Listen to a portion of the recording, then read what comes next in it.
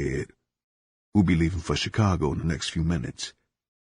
As soon as the room emptied, he smiled gleefully at his woman.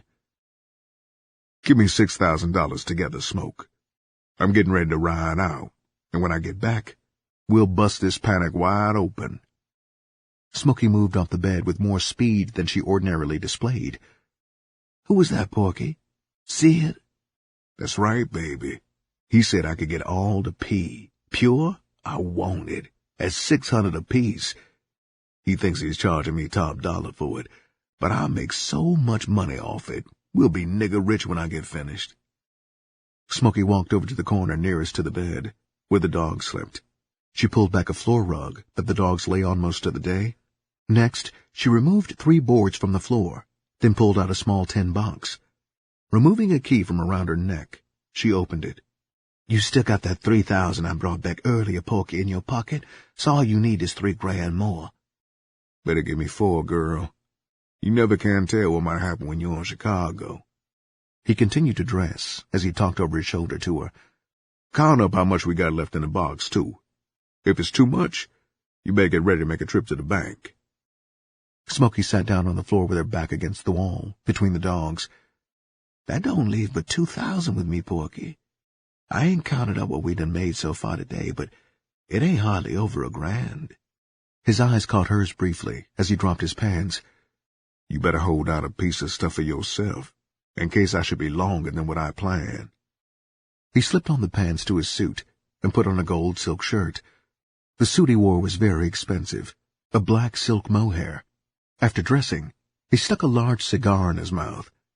Porky actually disliked smoking them, but thought they went with his big-shot appearance. He stuck 2 more cigars in his pocket. "I should be back before daylight in the morning, but if I ain't, don't worry. Oh yeah, if anybody wants to buy a piece of stuff, sell it for $500. You can call Snake and Teddy up and let them know they can cop another piece, only it will cost them an extra $100. Porky walked over to the closet, pushed 2 of Smokey's minks aside, and pulled out his cashmere overcoat.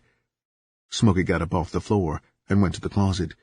She pulled out 3 hat boxes and set them on the floor. In each hat box, there was a Knox 100, each one specifically made to order.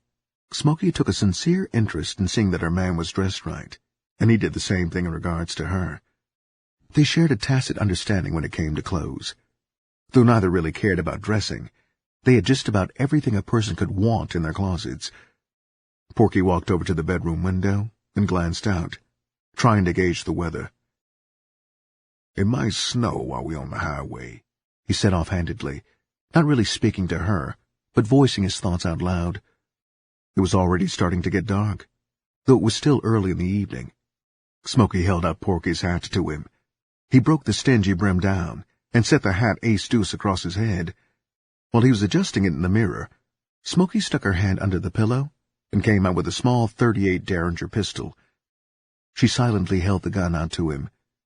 He stuck it down in his huge waistline, his enormous stomach completely covering the small pistol.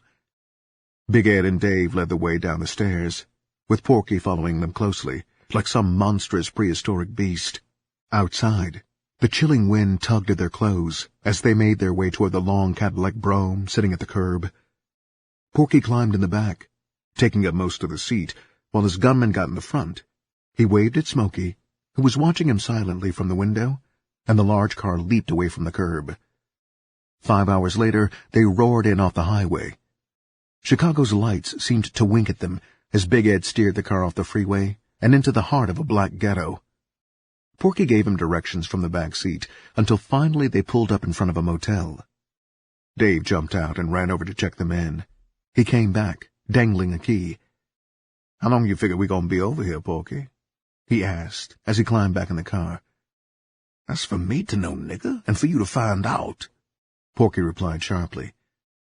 Big Ed drove the car up the driveway of the motel until he found their unit, then parked in front of the door. They all piled out. Dave removed a small overnight bag from the glove compartment and carried it in. The motel room was similar to motel rooms all over the country. Small, neat, with a dresser and tiny kitchenette. Porky dropped his coat on the bed and picked up the phone. He gave the unit number of the motel to the person he called and hung up. 20 minutes later, they heard the sound of a car pulling up beside theirs. Porky motioned Dave to go into the bathroom, while Big Ed continued to measure out small amounts of milk sugar on the dresser with a $10 spoon. Porky peeped out the window as someone knocked softly. Satisfied that it was the right person, Porky opened the door. Sid walked in with a small, weasel-faced man following him. Sid was short and fat, with a jet-black complexion. He twisted a cigar around in his mouth as his small pig eyes swiftly scanned the room. He noticed the partially open bathroom door. "Who the fuck you got in there, Porky?" he asked sharply, his hand slipping under his overcoat. The question caught Porky by surprise. "Just a little precaution to make sure I don't get ripped off while I'm over here," Porky answered, as he removed the money from his pocket and laid it on the dresser. Sid ignored the money. "Get him out here," he commanded harshly. He stepped back against the wall. His bodyguard leaned against the door, his hand conspicuously bulging from his overcoat. "Dave! Dave, get the fuck out here!" Porky yelled, wiping the sweat from his brow with the back of his hand. The door opened quickly, and Dave walked out. His face twitched nervously. He could feel the muscles contract, but couldn't control them. Guns and violence were something he had an innate fear of. He knew better than anyone that he was completely out of place trying to act the part of a gunman. Sid nodded towards his bodyguard. The man moved quickly to the bathroom and kicked open the door. Finding it empty, he turned back and faced the room. With a cold smile that never touched his eyes, Sid said, "Just checking, Porky. I wouldn't want to walk into no whale plan stick-up either." The room was full of hostility. Neither person trusted the other. Sid picked up the money and counted the bills quickly, with a sureness that comes only to those used to handling large amounts of money. Again he nodded. His gunman moved to the window and pulled back the drapes. He removed a small flashlight from his pocket and blinked it twice. Porky's heart skipped a beat. There was fear inside the room. Everyone knew that the first wrong step would fill the small bedroom with violence. "It's just my woman, Porky, bringing the stuff in," Sid explained quietly. "I don't take no chances with people from out of state. I know you know what I'm talking about." It didn't need explaining. Porky knew just what he meant. His city was beginning to get a reputation as a city full of informers. He stuck a cigar in his mouth, his stomach swelling with knots of fear. The knock came almost unexpectedly. Big Ed moved over to the door and glanced out. His hand clutched a .38 automatic. "You better be a goddamn woman," he growled. He relaxed and opened the door, holding the gun down so she wouldn't see it. A small, light brown-skinned woman entered. She was dressed expensively. At the sight of Porky, she hesitated for a brief second, shocked by his hugeness. Her 300-pound Sid was dwarfed by comparison. Porky looked at her like an expensively dressed gorilla smoking a cigar. "Give me that stuff, woman," Sid ordered. "I got 10 pieces, Porky, that you can put a 6 on." Porky took the stuff from her outstretched hand and held it out to Big Ed, who pocketed his gun and carried the dope to the dresser. He opened one of the packages and filled up his $10 spoon and sprinkled the dope on top of 6 piles of milk sugar, which he had moved to the center of the dresser top. He sifted the dope and milk through his sifter over 8 times until they were thoroughly mixed together. Then he measured out a $10 spoon and dropped it in a cooker. Dave started cooking the dope up for him as he tied up his arm. Quickly, he found a vein, filled the dropper up with dope, and hit. Impatiently, Porky waited for his judgment. "Well?" Porky asked, unable to hold back any longer. "Is the shit worth it?" Big Ed closed his eyes and wet his lips as though he were tasting the dope. "It ain't nothing to write home about, Porky, but it will sell. It's just about as good as that stuff we got now." Everybody in the room seemed to have been holding his breath, waiting for the decision. Sid laughed, relieving some of the tension in the air. "Is that good enough for you, Porky?" he asked, as his fingers closed over the money.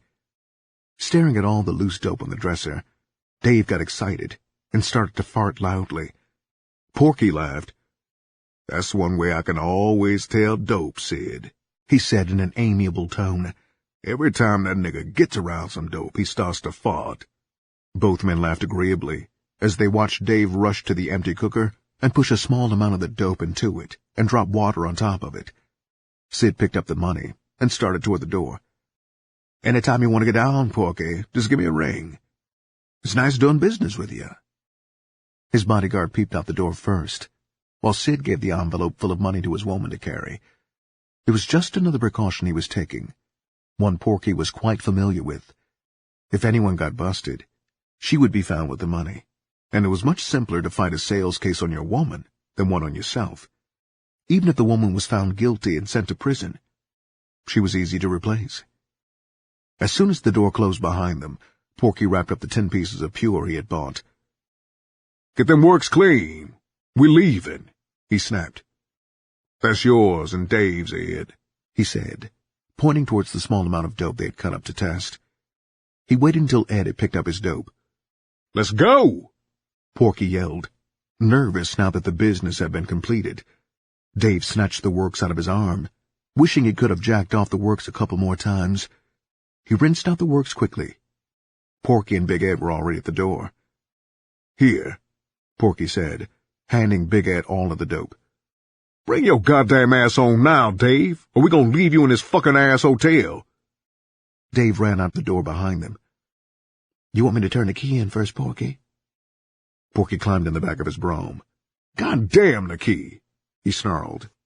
They can keep the deposit and shove it up their ass for all I care. He settled back in the comfortable cushions of his car. In less than 10 minutes, they were back on the highway. They hadn't been in Chicago an hour, and now they were on their way back home with a car full of dope. 13. The wind rattled her windows, and she could feel a draft coming through the broken pane where papers covered the jagged hole. The noise from her single radiator had kept her awake most of the night. The steam hissed constantly, and the pipes rattled loudly. When she became fully awake, her first thoughts were fear-ridden. It was not the first time she had awoken with this nagging feeling of dread for the coming day, nor would it be the last. Terry rolled over and sat up.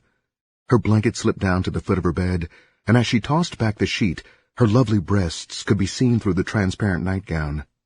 Only there was no one to admire her in her lonely room. Her nose was running as though she had a cold, but it was not from a cold. It was past time for Terry to have her morning fix. She sniffed as she climbed out of the bed and made her way stiff-legged to the dresser. She fumbled around, searching for old, used pieces of cotton. After she found 5 of them, she put them in a cooker and poured water on them. She lit 2 matches and held them under the cooker until the water got hot. She pulled out her dropper and stuck it in the cooker, drawing up the stuff, hoping and praying that it would be enough to get her sickness off. After shooting the water into her arm, she cursed angrily. It hadn't been enough. She was still sick. Suddenly there was a loud knock on her door. She could hear Minnie hollering on the other side. "Wake up, Terry! Somebody's taking your car away!" Terry ran to the door, then turned around and ran back and grabbed her coat off the only chair in the room. She put it on and ran out of the room, following Minnie, running barefooted. They got outside just in time to see a tow truck pulling away from the curb. She stopped as the icy snow began to freeze around her bare feet. A sob escaped from her as she watched her car disappear down the street. "Who do you think it was?" Minnie asked broken-heartedly. It was a deadly blow to her, losing that car. For the past 2 months, she'd come to rely upon the transportation. Her stomach had become so large from her pregnancy that it was almost impossible for her to catch a trick. Her only chance of making money had been when Terry took her around to the shopping centers to shoplift. Both women stared after the car, dumbfounded. They stood in the street, watching long after it disappeared, as though some freak chance of fate would bring it back. Terry was openly crying now, tears running down her cheeks. She happened to turn and look up to find Porky's evil face leering out of his window. He had known her car was being repossessed even before she had. He licked his lips as he watched her from his window. Slowly he stuck his tongue out at her, knowing she understood what he meant. He watched as her head jerked up and fire leaped from her eyes. Some of the old arrogance was still in her, But he knew it wouldn't last long. Just wait until the junkie sickness hit her. Then he'd see just how proud she would be. "What we gonna do, Minnie?" she asked childishly as she retraced her steps back towards the hotel. "I ain't even got nothing to wake up on." Minnie took one last look down the deserted street. "I ain't either, Terry. I had a little left from last night, but I shot that this morning before I went outside." They walked side by side into the hotel. "Porky ain't gonna give us no credit unless you give him some sex, Terry, so asking him for credit is one wasted effort." The enormity of her problem began to penetrate her consciousness. "Ain't no sense thinking about asking Teddy to give us some credit," Terry said, "'cause since he copped that white girl, he don't even want to talk to me." The mere thought of Teddy aroused her anger. "Anyway, I wouldn't ask that little son of a bitch for nothing if I was dying." "Well, then what we gonna do?" Minnie asked, repeating her question. Minnie led the way into her room, and they sat on the bed. "Terry, I know how much you dislike the idea, but ain't but two things we can do." She waited for a minute to make sure she had Terry's attention. "We can both try and get committed in a hospital, and that ain't too likely. Or we can go up on the street and try and stop a trick." At the mention of selling her body, Terry's face twisted into a frown. Before she could comment, Minnie rushed on. "We ain't got no other choice, Terry. Either you can wait until you're real sick, girl, and by then it ain't gonna make you no difference about turning no tricks, or go and do it now." Terry's conscience set up a small warning. She could see herself slowly retrogressing. Each week, it seemed as though she would end up breaking another principle. Soon all of her little morals would be gone, and then she wondered what would she be.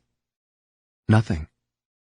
The thought of trying to kick entered her mind, but just as quickly, she rejected it on the grounds that she was too sick today. Maybe tomorrow she'd get up early and try to find a hospital, but today, she would have to have one more do. Minnie began to sense her surrender and pushed her point home. "It ain't as bad as some people think, Terry. I'll show you how to hold your legs so you won't get female trouble." Minnie waited eagerly for Terry's reply. Everything depended on Terry. Minnie knew she had become too large to make money herself. There was a hardness in Terry's voice as she answered. "I guess one or two won't kill me."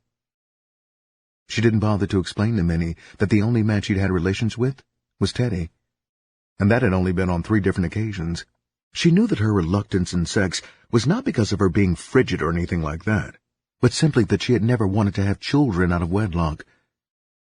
"Maybe I've always been too old-fashioned," she reasoned with herself as she got up and started towards the door.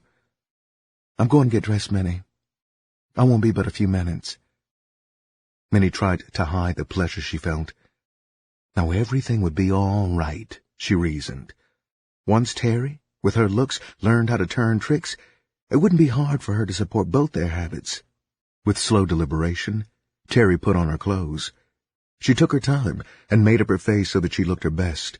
Next, she slipped on a pair of high black boots that matched the black miniskirt she wore under her tan minicoat. Her beautiful legs were displayed to perfection. When she stepped out of the room, she looked like anything but a dope fiend. After Minnie showed her how to hold her legs, they started out the door. If you should get a trick that wants some head, Terry, it's easier than having him jump up and down in your stomach. Terry stopped in the hallway and put her hands on her hips. If you're talking about me putting my mouth down there on some man, you've got another think coming. Dumbfounded, Minnie stared at her. "Well, I was just mentioning to you. Some of them want you to go that way." Terry's nature was becoming harder every day. Her voice was harsh and cold as she stared straight at Minnie.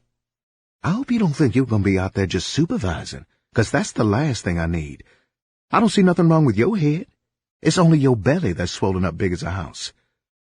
With a lightheartedness that she didn't feel, Minnie tried to laugh. "Oh, girl, I'm planning to take care of whatever business you can't handle." It was early in the day when they reached the corner. Terry found out it was harder than she thought to sell one's body. They had been out on the corner for over an hour, but still neither one of them had broke luck. At first, Terry had been ashamed to yell at the passing cars with white men in them, but as the morning wore on and her monkey began to act up, she found herself whistling and yelling with more vigor each time. Finally, a car slowed down and turned the corner. Terry ran down the street after it, as though she had been doing this all her life. The man behind the steering wheel was white and heavy-set, with a large gut. After they talked for a few minutes, he agreed to spend $20 with her. She was the most attractive whore he had ever seen on this street. She climbed in the car and directed him back to her hotel. When they entered, the old woman in the caretaker's apartment smiled her toothless smile at her as they went up the stairs. When they entered her room, Terry stood nervously against the door. She could feel the butterflies acting up in her stomach. She gritted her teeth. "Well, I've come this far," she told herself. "So there's no turning back now." The John removed $20 from his wallet and held it out to her. "Here you go, girlie," he said in a nasal-sounding voice. She accepted the money from his outstretched hand and put it in her bra. "Do you want me to take off everything?" she asked in a frightened voice. The trick seemed surprised. Yes." "Do what you want to do," he replied, sitting on the end of the bed and watching her closely as she began to undress. He caught his breath as she came out of her dress. Those golden brown thighs were the loveliest he had ever had the delightful opportunity of laying his eyes on.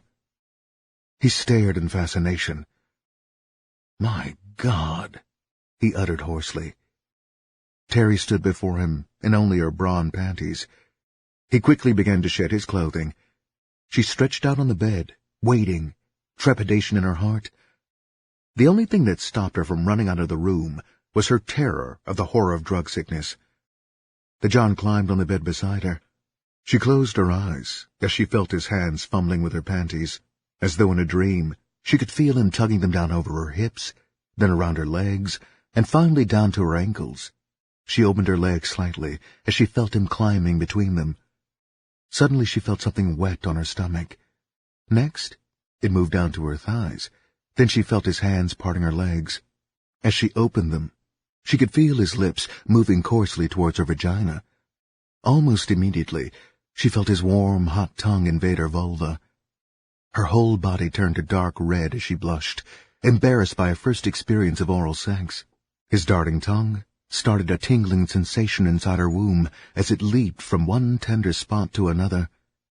Against her will, she could feel her legs opening wider.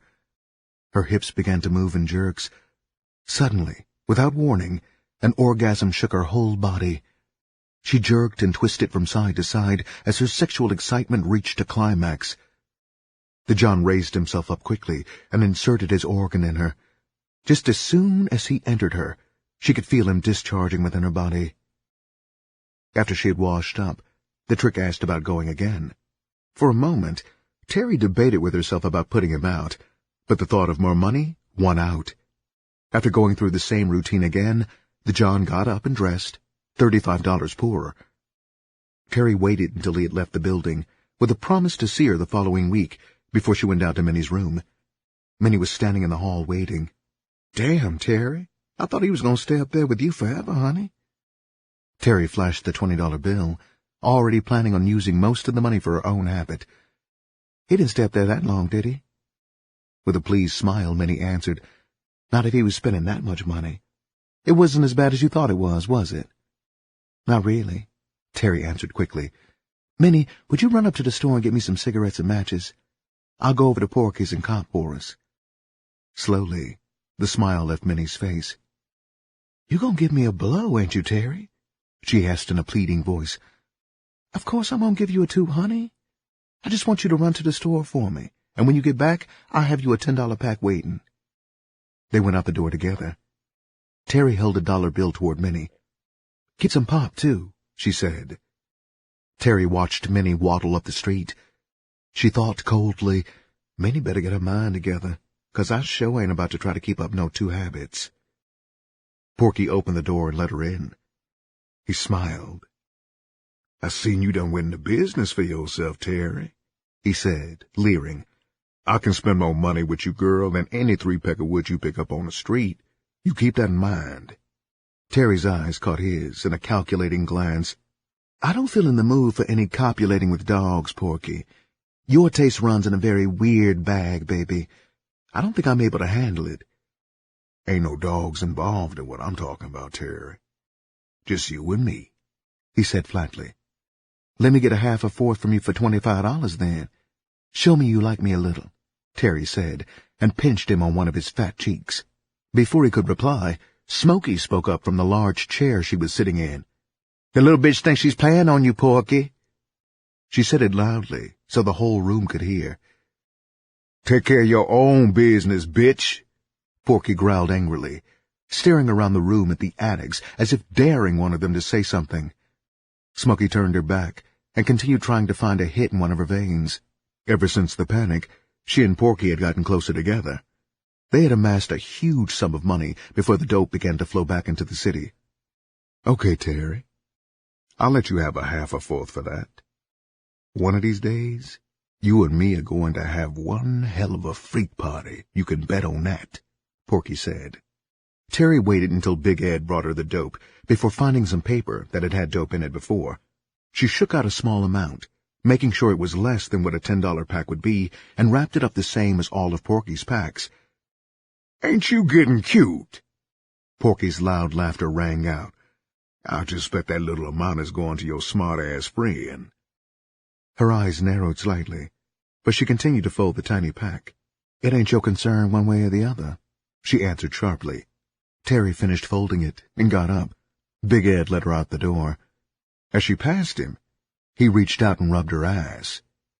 Your mammy should have taught you to keep your hands where they belong, she yelled over her shoulder as she continued down the stairs. When she got out on the street, Minnie was standing in the cold waiting for her. Did you get that for me, Terry? Did you get it? She asked in a frightened voice. Ever since Terry had left the cop without her, she'd harbored the fear that Terry would return without any dope for her. Without replying, Terry held out the tiny package to her. Minnie snatched at the package. It was as though she couldn't really believe it was hers until she held it in her hand. Thank you, honey. I'll pay you back for this, don't worry. Shrugging her shoulders, Terry led the way into the hotel. I'll be in my room if you want me, Minnie, she said, and ran up the stairs. She cooked up her dew and hit in the vein in the back of her hand. Since she had just started shooting, Terry had no trouble finding a vein that would pay off. In time, if she kept using, the veins would become harder and harder to hit. After shooting up part of her dope and cleaning up her works, Terry stretched out on the bed. She could feel the dope working. She lay back and stared at the ceiling as a warmth invaded her soul. It felt as though she were drifting in a sea of foam. Soon the foam enveloped her in a mist of well-being, and her sordid surroundings became an illusion. Her world now became the world of dreams, devoid of fears, pleasing to the senses. As long as the dope she had on the dresser lasted, she would drift through an infinite time, boundless, with no regard to past or future. 14. The snow continued to fall, bringing Terry much difficulty in her new profession. She cursed the snow, cursed Minnie, who had become a parasite, cursed Teddy, who had started her using. Again she mentally counted the money in her bra. No matter how many times she counted it, it wouldn't get past the $15 mark until she turned another trick. She had enough to go in now and get a fix, but there was always the morning to worry about, and she had had enough of waking up sick. A red-headed teenager blew his horn at her while pulling over to park. She ran over to the car before any of the other girls on the street could get to him. She jumped in beside him. Hi, honey. You looking for a girl? She asked as she quickly put her hand on his leg and rubbed his thigh. Yeah, he gulped, his face turning red. He was young, with long red hair and freckles. How much can you spend, honey? She asked softly, her hand running up higher on his leg. Just $8, he managed to say. Honey. Terry dragged the word out as though it were a caress. That ain't enough money to give no girl for making love to you. How you expect her to pay the hotel room and everything out of such a little amount of money? He hesitated for just a moment, the feel of her hand on his leg making up his mind. I got $5 more, but I need that to buy gas the rest of the week so I can go to school. She removed her hand from his leg and pretended to reach for the door. Well, if you think I ain't worth $13, I might as well find me somebody who does. Again, she reached for the door. You can always borrow $5 from one of your friends so you can go to school. He blushed. Well, I guess I can. He removed his wallet and gave her the money.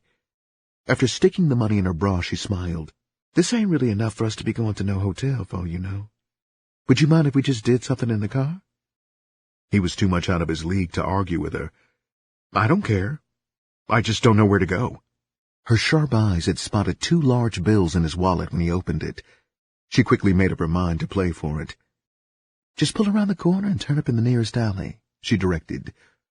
Following her directions, he drove until he found a deserted garage and pulled up behind it. He parked and shut off the motor. Should we get in the back? He asked timidly. His hands were shaking as he tried to light a cigarette. Terry removed the cigarette from his hand and lay up against the door. Come on, honey, we ain't got all day. She squirmed down on the seat with her back against the door. With slow deliberation, she began to pull up her skirt, tantalizing him with her smooth motions. His breathing became harsh as he stretched out on the seat beside her. She loosened his pants and pushed them down around his hips. With her hand, she guided him into her, while her dexterous fingers removed his wallet. While he was engrossed in the sex act, she fumbled around until she found her coat and stuck the wallet down in it. As soon as he finished, she jumped up. I'll wash up outside, she said, and leaped out of the car. Once her feet hit the ground, she was running. She passed the garage flying and ran through the yard. When she reached the street, she kept going straight across until she entered another alley. Her breath was coming in gasps, but she continued running.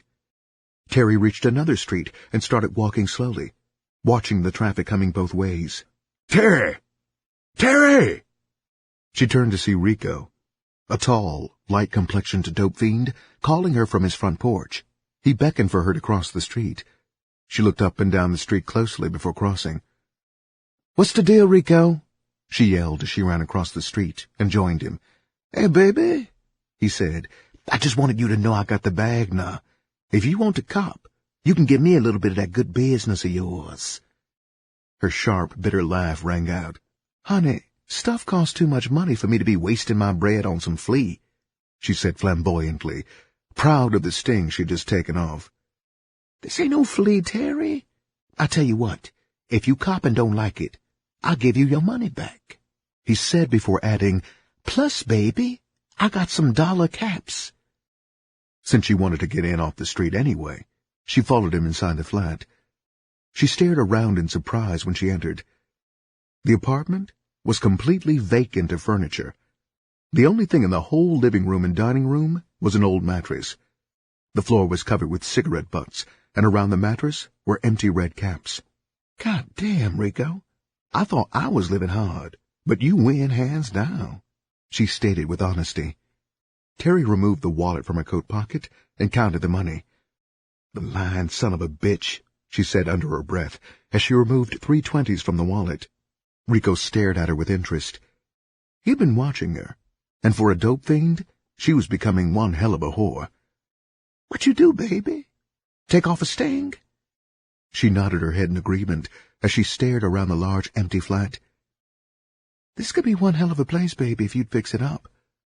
All it needs is a woman's touch, he said, dropping his hint. Terry ignored him. She removed a $10 bill from her bra. Give me 10 of them caps, Rico. Remember what you said, nah. If it ain't nothing but flea, I get my money back. You'll like it, he said, grinning as he pulled out his bag. He had the pills in a bottle, so they would look like ordinary pills. It wouldn't fool anyone on the Vice Squad, although it might take in some rookies. Terry took off her coat and sat down on the floor. She began opening up the caps, dropping them into a cooker. How about getting me some clean water, honey? She asked in a husky voice. When Rico returned with the water, she had already dumped all the caps. She took the water from him, stuck her works inside the glass, and drew up some water in the dropper. She squirted the water on top of the dope inside the cooker, laid the tools down, and got out a book of matches. She held the flame under the cooker until the dope dissolved. Next, she picked up her works and drew some dope up into the dropper. You want me to hit you, Terry? Rico asked politely. She shook her head as she tied up her arm with a necktie. Don't need no help, she replied, too busy to look up. Her eyes closed as the needle slipped into her vein. Rico watched her closely. As soon as the dope took effect, he was aware of it. "You like that, don't you?" he asked quietly. She opened her eyes and stared at him. "It ain't nothing to write home about, but it will do," she replied sharply. He waited a minute and then blurted out, "Why don't you go on and choose, Terry? If we hook up, ain't no stopping us." Her laughter was harsh and cold. "Hook up? Nigga, you ain't able to manage your own money, so how the fuck you think you gonna be able to manage mine?" His eyes narrowed in anger. For a moment she thought she had gone too far. He stared at her coldly for a minute. "All right, jazzy bitch. When that monkey on your back gets too heavy for you to carry, remember me, 'cause I'll still be here dealing and waiting for a smart-ass bitch like you to come asking for credit." "Okay, big man," she said, climbing to her feet. "When you get big, I'll come by and see if your offer is still open." "Ain't no room in my house for no bag-chasing bitch, Terry," he answered, still angry. "The only bitch I'll accept is one that chooses me while I'm down. I damn sure ain't gonna need no dope fiend whore when I get on my feet, and you can bet big money on that." Terry walked to the door and looked back. "Well, we can at least still be friends, can't we, Rico?" At the last minute, she remembered that the little man with a dope bag today could be the big man with a bag tomorrow. The last thing she wanted to do was ruin something that might be beneficial to her in the near future. "As long as we understand each other," he answered, following her to the door. The snow was now falling with such consistency that it was difficult to see farther than 10 feet in front of you. Even with the snow falling, Terry kept her eyes open, making sure she didn't run into the arms of the trick she had just beat.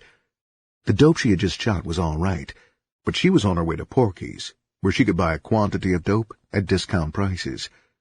Porky had never given up the hope of getting her into his bed, and she meant to keep him that way. When she came to the main street where most of the girls worked, she took her time and looked carefully around before running across. Porky sat in front of his window, looking out. He had deliberately turned his back. Minnie had been there for the past hour, begging for some credit. Her whining voice came to him sharply, piercing his ears. "I done told you what you can do, bitch," he growled over his shoulder. "If you want some free dope, all you got to do is put on a freak show with one of my dogs." "Oh, Porky, I swear before Jesus, I'll pay you your money before this week is out." She dropped down on one knee and tugged at his shirt. "Jesus hell, bitch! Jesus ain't gonna help you. The only help you gonna get is when you pray to Porky. Don't you understand that, bitch?" he yelled, snatching his shirt loose from her grip. "Please, Porky, please. I'll pray to you if it will do any good," she begged, still on her knees. One of Porky's gunmen walked over and pulled her away from him, dragging her roughly across the floor. "You want me to toss this bitch out the door, Porky?"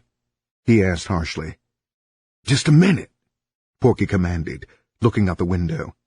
"Here comes your guardian angel in disguise, running. She must be done turning a trick, 'cause she's sure in a hurry," Porky said, then added under his breath, "The dirty bitch." "Is that Terry? Is that Terry?" Minnie screamed, breaking away from the man holding her. When Terry entered, the first thing she saw was Minnie on the floor, crying. Her heart went out to her pregnant friend. "What's the matter, honey? Won't Porky give you no credit?" "You can't get none either, bitch," he growled viciously from the window. "I'm tired of you dope fiends thinking I'm something soft." Minnie screamed, almost hysterically. "The dirty son of a bitch wants me to fuck one of his dogs in front of everybody before he'll give me any credit." Porky laughed. "I always knew you'd do it. What's wrong? You just ashamed to do it in front of everybody?" His diabolical laughter filled the room. "You funky dope fiend bitches kill me. You try to put up your little fronts, but you won't fool me. You suck a shaggy bear's dick if you could get a blow out of it." He added for emphasis, "Every one of you is more freakish than a frog with a mustache." Terry snorted. "Ain't nobody in the world no more freakish than you," she said angrily. Her girlfriend pulled at her coat sleeve. Don't make him mad, Minnie pleaded. You know he just likes to have his fun. Porky roared. He sat back in his chair and laughed until tears ran down his cheeks. As quiet as the kept, Terry, he said. You can perform in a freak show with your friend. I got a dog for each one of you. You try holding your breath, Porky. Just do that until you see me put on a freak show for you. Her voice was cold. There was a harshness to it that wasn't there a month ago. She reached in her bra and pulled out her bankroll. Can I buy some dope here? Or has my money become funny? His eyes became hard as he stared at her. Your money is good, Terry. Just make sure you always have some, that's all. She counted out $50 and held it towards Big Ed. He took the money and counted it. She ain't got but $50, Porky. Should I let her go for that? Hell no! From now on, that bitch there has got to spend top dollar with her smart ass. Porky shouted at the top of his voice. His outbreak was enough to make Smokey come out of a deep nod and stare around, then drop her head again. Terry pulled out $5 more. Is that enough? She asked, holding the money out towards Big Ed. He took the money and folded it. Yeah, baby, that should handle it. He walked over and shook Smokey. When her head came up, he put the money in her lap. Like a sleepwalker, she got up and walked towards the bedroom, carrying the money in front of her. Here, honey, Smokey said as she walked over to Terry and handed her the heroin. The two women stared at each other for a moment. It's a mean, cold world, Terry. Smokey's voice was low and husky. So make sure you don't get caught out in a blizzard with nothing on but your bloomers. You might get a hell of a letdown when you find out ain't nobody there to loan you a coat. I'm beginning to learn that God blesses the child that has his own, Terry replied over her shoulder as she walked towards the door, closely followed by Minnie. When she reached the door, she stopped and stared directly at Porky. If you should catch me out in a blizzard without a coat, your best bet is to either pour water on me or watch yours real close, 'cause I just might end up with it. Her fading footsteps could still be heard as Porky spoke under his breath. The bitch done become a real snake. King Cobra in a female dress. 15. The courtroom sounded like a king-sized beehive as the various voices mingled, most of them speaking just above a whisper because of the strange environment. Many of the individuals sitting in the crowded court had had some experience before with courtrooms, yet because of external influences, they were still affected with an unknown dread. They continued to whisper quietly to their friends and relatives while waiting for the presiding judge to reappear. The morning was almost gone, and it had been slow and repetitious. The first people to come before the judge for sentencing had been a long line of drunks, each one using a feeble excuse in an attempt to regain his freedom, so he could continue his sordid life of deterioration. Teddy and Sneg had long since given up their seats on the hard benches to stand in the back of the courtroom, both leaning insolently against the wall. Beside them, other young men leaned or stood posing, all of them neatly dressed, all of them waiting on the same thing. Every now and then a fast-talking lawyer would seek out one of them in the crowd. "Goddamn judges," Teddy swore angrily. "We've been down here waiting over 3 hours, and the bastards ain't brought the whores out yet." "That's part of the game the would-be big fellas play," Snake replied. "First they come out and work for half an hour, then they go sit on their fat asses for 2 hours. One of the loungers in the crowd spoke up. I hear they're gonna have a murder trial today, and they ain't going to bring the girls out until after the trial. "Bullshit," a man farther down the line said loudly. "If they was going to have a murder trial, it wouldn't be in this courtroom. Judge Sherdowski is holding court this month for all the heavy cases. Picking up prostitutes and drunks ain't nothing but another way for the judges and lawyers to keep their pockets lined with our money." He continued, now that he saw he had a listening audience. "They done picked up my woman 3 times this month, and each time it just costs a little more." Suddenly a policeman came through a side door, followed by a line of well-dressed women. Most of them sported expensive wigs, and their clothes were a little too expensive for the average housewife to buy. They came in quickly, followed by another policeman with a policewoman close beside him. The men against the wall began to point out their various prostitutes, their voices extra loud to let the people sitting on the hard benches know they were pimps. As the girls marched towards an empty box seat that was sometimes used for juries on serious crimes, their eyes searched the back wall, reassuring themselves that their men wouldn't leave them in the lurch. Teddy caught Carrie's eye. "There's Carrie and Shirley, Snake," he said, all the time knowing that Snake had seen them already. Their lawyer came hurrying up. "I got it fixed, boys, so that your girls will be just about the first ones called up." He removed a silk handkerchief from his pocket and wiped his bald head. He was a portly white man in his early 60s. His face was blotched red from too much rich food, while his chin was nothing but folds of fat. His huge belly shook as he pretended to be full of mirth. "You boys ain't got nothing to worry about. It's all in the bag. The judge is an old friend of mine, so we haven't got any worry on that problem. When the girls come up before him, he'll just give them a fine. Then you can be on your way." He rubbed his fat hands together. "Now if you fellas would just get the rest of my money together, I'll get on up there and take care of the business." "It's worth it if they can get out today," Snake said, holding out a $100 bill. They watched in silence as the lawyer waddled up towards the front of the courtroom and spoke to the girls. One of the men against the wall spoke up. "Man, you must be crazy. That was $100 you just gave away. You didn't need no lawyer. The judge is going to find them guilty anyway. All you had to do was wait until he found them guilty and paid the fine." Some of the older men against the wall laughed, but the merriment ended as soon as the judge entered. Everyone in the courtroom stood up briefly, waited until the judge took his seat, then returned to his own. The judge was an elderly, distinguished-looking man with silvery white hair. His eyes were cold and bleak as he surveyed the room. When his glance came to rest on the men standing against the wall in the back of the courtroom, sparks leaped from his pale blue eyes. He turned to stare at the women briefly. The first case he called was Shirley and Carrie. Their lawyer stood between the girls and pleaded their innocence, but the judge seemed not to even hear him. He asked the women a couple of questions, then fined them $200 apiece, or 6 months in jail. Teddy cursed quietly. "God damn, man, them whores will be all week trying to make that money back." "I ain't worried about them making it back, Teddy. What hurts is that it's part of our cop money." Snake's voice was low. "That don't leave us but $300 to get over with." He continued, "Much dope as you and them bitches shot, we gonna have a hard time getting our bankrolls together again." Their lawyer joined them. "You boys know where to go to pay the ladies' fines, don't you?" Snake pulled out his money. "For the price we paid you, I don't see why you don't take care of that for us." He held the money out towards the lawyer.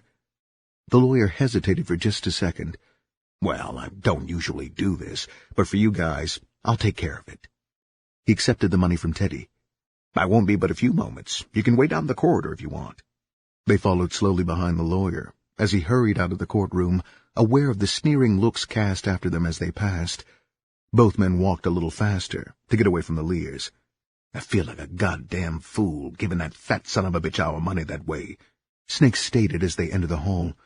"Well," he continued, assuming an attitude of indifference, "you ain't gonna go through life playing on everybody. You get some, while others get you." "It wasn't nothing but a bill," Teddy stated, trying to pretend it really was nothing. "Here comes one of them now," Snake yelled, staring over Teddy's shoulder.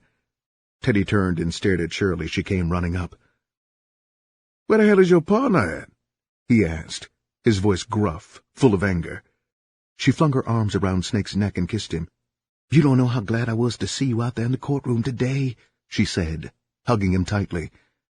"I got bad news for you, Teddy," she stated while wiping her nose with the back of her hand. "Damn, I'm getting boogie. I hope you saved me a deuce, Snake, 'cause I'm sure getting sick." "What kind of bad news?" Teddy asked sharply. "Carrie won't be getting out today," she answered flatly. "Seems as if her probation officer put a hold on her." "Put a hold on her?" Teddy screamed. "What about my $200? He was so angry he began to shake. "Well, honey," Shirley said softly, trying to pacify him, "it wasn't her fault. If you hadn't paid the fine, she would have had to serve 6 months first. Then a probation officer would have put a hold on her before she got out and brought her back to court for violating her paper. This way, The most time she can get is the 90 days she got left on her paper. Let's get the fuck out of here, Snake said as Teddy continued to grumble. It ain't gonna help none. Us just standing around hoping we might be able to get her out. That's right, Shirley agreed quickly. She said she'd call you, Teddy, as soon as she found out what they was going to do to her, so we might as well get home so you can catch your call. They walked out of the court building, with Teddy following slowly behind them. It was a clear day, but the wind was blowing off the river, causing everyone to shake from the chill. I sure am glad to get outside. Damn, I almost forgot how nice it was to be out, Shirley stated, pulling her coat up around her neck. Nice hell. I don't see a motherfucking thing nice about it, Teddy growled as he caught up with them. Snake grinned to himself and kept on walking. He was used to hearing his partner bitch about something or other. Since you ain't got Carrie no more, Teddy, Snake said, you might as well try and cop Terry back. They tell me she done become one hell of a whore. I don't need no whore, Teddy replied arrogantly. That goddamn Carrie done shot up more dope than she'll ever be able to pay for if I kept her a year. Shirley stuck her arm through Snake's. Come on, honey. Let's hurry, please. My nose is running. Plus, I'm starting to get flashes. They finally reached the parking lot where they'd left the car. After Snake paid the parking lot attendant, they all piled in, huddled together for warmth. Shirley's teeth began to rattle. Damn, I don't know why I keep on using. I ain't got no blood left in my veins. It ain't no sense in nobody getting this cold just walking a few feet. Man, cut that damn cold-ass heater off, Teddy yelled when a blast of cold air hit him. I suppose you're getting sick, too, Snake asked sarcastically as he drove out of the parking lot. The drive back across town to their apartment was swift. Traffic was at a minimum. It was still early in the day. Snake parked, and the three of them hurried towards the apartment, all driven by the same desire. As soon as Teddy put his key in the lock and pushed open the door, Snake and Shirley rushed past him. Everybody made a beeline to where they had stashed their personal works. This is the last of the bag, Teddy, Snake stated as he came back from the bedroom, carrying a small amount of dope on an album cover. How much you think we got there? Teddy asked curiously. It don't look like it's enough for all three of us. Shit, Shirley exclaimed. Both of you done already had a fix. You should at least give me that so I can get myself together. Teddy laughed harshly. You'll never get yourself together if you're dependent on shooting my stuff up. Maybe your man might feel like he don't need no stuff, but I sure need mine. Without bothering to look up, Snake continued to split up the small amount of dope. He made 3 small piles. Here's yours, Shirley, he said, pushing a pile of dope toward her. And that one there's yours, Teddy. He pointed at the pile of heroin left on the album as he pushed his own chair into a cooker. How come when you split the dope up, Snake, you don't let me pick the pile I want? Teddy asked indignantly. Without seeming to hear Teddy's complaint, Snake continued to cook up his dope. Shirley quickly snorted up part of her dope. You are beyond a doubt the most crying little bastard I've ever seen, Teddy, she said between snorts. If you ain't bitching about one thing, it's something else. Her voice had become lower, and she dragged her words out now. The heroin was quickly taking effect. Take care of your own business, bitch, Teddy answered, holding a tie between his teeth as he felt for a vein. Why don't you check your horse, Snake? The bitch ain't got no business in my conversation. Snake sat back in his chair and jacked the works off in his arm. He would let the dropper fill up with blood, then run it back into his vein. That shit both y'all talking ain't about nothing. Give me some of that dope you got on that paper, Shirley, he asked. She bent down and snorted up the rest of the dope. I ain't got none left. Greedy ass bitch. That's all you is, Shirley, Teddy stated emphatically. That's all you and your girlfriend is 2 walking vipers, 2 dope fiend-ass bitches. Greedy bitches at that. Honey, you gonna let him talk to me like that? She asked Snake. Her head dropped down on her chest as she nodded. Before Snake could answer, someone knocked on the door. Make yourself needed, baby, Teddy said. Try answering the door. Shirley got up and walked toward the door, moving with a swaying motion. She was tall, with graceful legs, long-limbed. The mini-dress she wore revealed her large, well-formed thighs. She opened the door without bothering to look. 4 men rushed through the door. Teddy looked up from his cooker, and his heart lurched with fear. He knew only one of the men. The 3 that he didn't know spread out around the room. Snake must have felt a similar fear. He stood up and shouted, "What the fuck is going on here?" He stared around the room at the 4 men. One of them pushed Shirley back towards the middle of the room, while another opened the bedroom door and stared inside. 3 of the men displayed pistols. Shirley started to cry loudly. It had never occurred to Teddy that they might get stuck up. He had relied on Snake's reputation for being bad. Now, as he looked from one face to the other, he could feel his bowels about to move. His stomach shook as if he had a vibrator machine around his waist. Snake's handsome face was drawn tight with anger. "Just what the fuck do you think you're doing?" he asked harshly. One of the gunmen, his pistol already half-cocked, stepped forward and swung the gun against Snake's head. Immediately, a loud shot filled the room. The gunman jumped back surprised as Snake fell to the floor. He stood staring down at Snake, shaking, his face filled with fear. 2 of his partners knelt beside the body. "My God!" one of the men exclaimed. "You done killed him!" All of the men became excited now, fear showing on all of their faces. "You!" one of them said, pointing his gun straight at Teddy. "Put all of the money and dope on the table. Don't get smart, or you end up on the floor with Snake." Teddy hurriedly dumped all of the money out of his pocket on the table. "We ain't got no stuff, man. We was just getting ready to make up." The same man who had spoken to him hit him upside the head with the barrel of his gun. "Nigga, we ain't got no time for lying. I'm gonna ask you one more time, where is that dope?" Teddy, sprawled out on the floor, climbed to his knees. Blood ran down the side of his face from the blow, and tears of fear mingled with the blood. He blubbered as he tried to speak. He pointed his finger at Shirley. "Ask her if you think I'm lying. She knows. We just split the last stuff in the house and shot it up." The gunman kicked him viciously in the face. "I ain't joking with you, nigga. I want that dope."